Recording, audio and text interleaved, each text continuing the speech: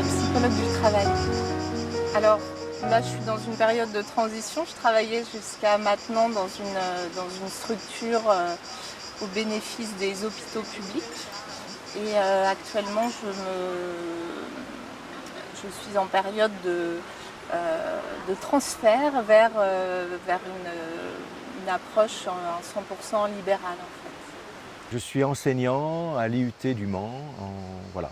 Et mon idée, enfin ce qui m'anime, c'est véritablement d'enseigner autrement. Ce que je fais déjà depuis pas mal de temps, mais là avec une puissance accrue en quelque sorte, grâce à la formation.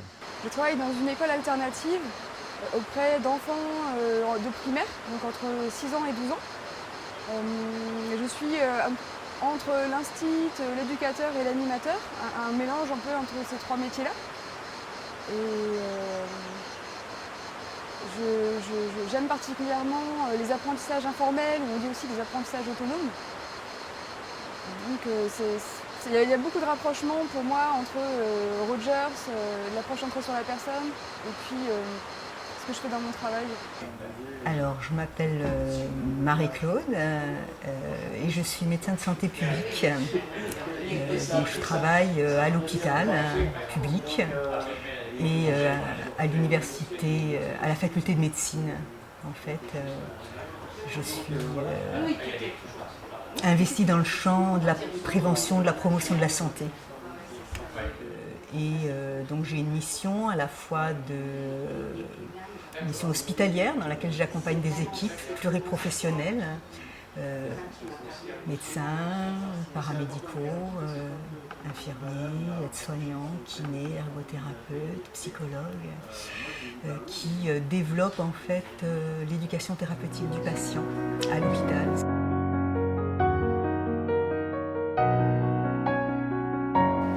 Je crois que le simple fait, enfin en même temps c'est simple et en même temps c'est complexe, mais le simple fait de leur offrir la possibilité d'être écoutés, d'entendre leurs paroles,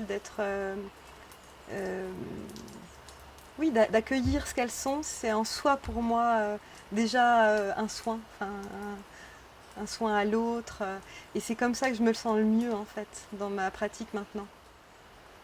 Parce qu'il y a aussi cette dimension-là, il y a ce que raconte la personne, son histoire, ce qu'elle vient dire, mais je découvre aussi que c'est pas ça l'essentiel en fait. C'est-à-dire d'entendre au-delà, au-delà de la parole, au-delà de l'histoire, et du coup de le restituer à l'autre aussi, et de l'entendre dans sa globalité, dans sa totalité. J'ai gagné beaucoup plus qu'un outil, beaucoup plus que de la pédagogie, j'ai gagné une manière d'être. Et c'est ça que je venais chercher. Une manière d'être dans la relation au savoir, aux étudiants, à moi-même, aux collègues, à l'administration et à l'institution. Donc c'est vraiment une manière, une posture en quelque sorte. Pour sortir, j'ai envie de dire, de l'imposture. C'est quelque chose comme ça, ouais. Oui, j'observe des changements autour de moi, à la fois dans le relationnel, dans le fait de travailler ensemble. J'ai mis en place en 3-4 ans des cours transversaux avec 5-6 enseignants, collègues, qui fonctionnent bien sur un ensemble de promotions de 180 étudiants. Donc ça marche, les gens se sentent plus libres et la notation augmente. C'est très très paradoxal. Hein, c'est pas paradoxal, c'est-à-dire que c'est paradoxal par rapport au fait qu'ils acceptent que ça augmente dans un espace relationnel qui est différent. Alors que globalement, dans leur pratique individuelle, en tant qu'enseignants, souvent ils ont des notations vachement plus basses. Donc si on change la relation, on change quelque chose dans la méthode. C'est pour ça que je disais tout à l'heure que la relation est plus importante que la méthode, ou la méthode c'est la relation. Ouais. Et là, depuis 2 ans et demi, je suis vraiment conteuse. J'ai des spectacles de contes, je joue des spectacles de contes. Et du coup, je me suis mise à donner des stages sur le conte, sur la parole. Et dernièrement, grâce à cette formation aussi, je me spécialise dans le conte et l'écoute. L'écoute en soi, à la fois c'est une discipline extrêmement simple qu'il est difficile d'expliquer à des gens qui ne s'y intéressent pas particulièrement. Et à la fois c'est exactement là-dedans qu'il y a la réponse et la solution d'énormément de problématiques. Plus j'apprends à être qui je suis, plus j'apprends à savoir de quoi je suis faite et comment je fonctionne et comment aussi, c'est pas contrôler, mais vivre avec mes émotions, vivre avec mes incertitudes, avec mes limitations. Plus je fais une place extrêmement libre à l'histoire et quelque part, plus je suis au service de mon métier. Voilà. Et j'ai l'impression, de par ce travail qui se joue dans mon corps de sérénité et d'ancrage, j'ai l'impression d'aider beaucoup, d'être dans le soin, dans la relation d'aide. Et avec certains de mes collègues, je partage vraiment ça, l'importance de quelque chose qui est vivant en fait, qui ne fait pas référence uniquement à une espèce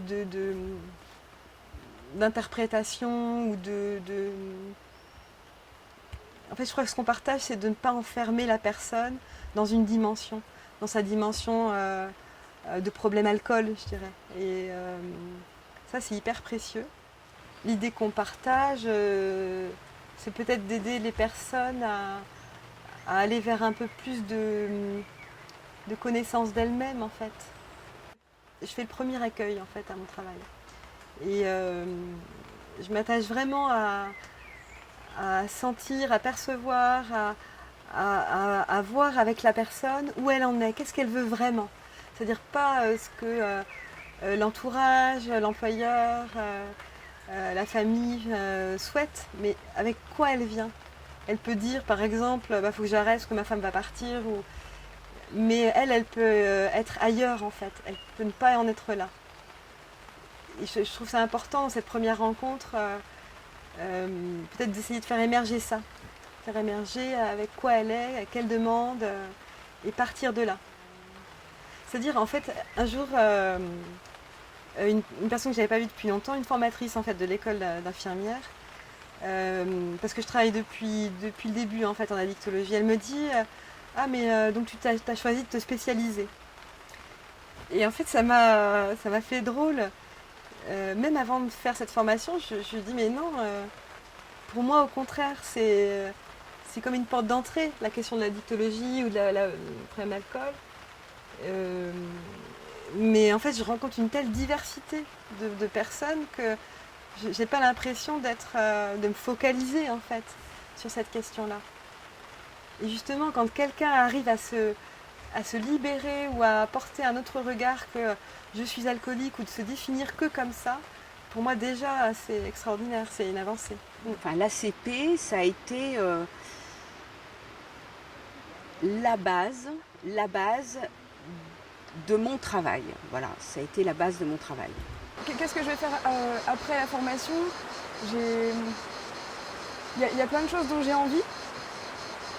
Et entre autres, ça serait de continuer à travailler avec les enfants, dans peut-être l'école dans laquelle je travaille, mais j'aimerais aussi travailler dans une autre école, une école démocratique, où je trouve qu'on a encore plus de possibilités, je pourrais plus m'appuyer sur les attitudes ACP pour accompagner les enfants dans leurs apprentissages, et ça me correspondrait encore mieux. Donc ça serait un chemin. Et puis l'autre chemin que j'aimerais bien développer, ce serait aussi la thérapie pour pouvoir être là pour les autres individuellement et pour le chemin individuel de chaque personne. Et je crois que c'est quelque chose que j'aime, d'être à l'écoute et de pouvoir être là avec toutes les attitudes. Je sens que c'est profondément quelque chose qui m'anime, donc j'aimerais bien ici. J'accompagne des équipes et donc j'utilise l'ACP dans l'accompagnement des équipes à l'hôpital et également dans l'accompagnement des étudiants à l'université. Pour la plupart des professionnels de santé, ce n'était pas quelque chose qui était connu, nommé, et cette posture qui est proposée à travers cette approche est quelque chose qui est quand même très éloigné, par exemple, de la façon dont certains professionnels de santé ont été formés.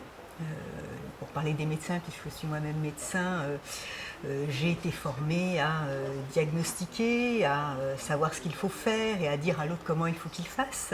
Donc c'est très éloigné de ce qui est proposé dans l'approche centrée sur la personne, par exemple.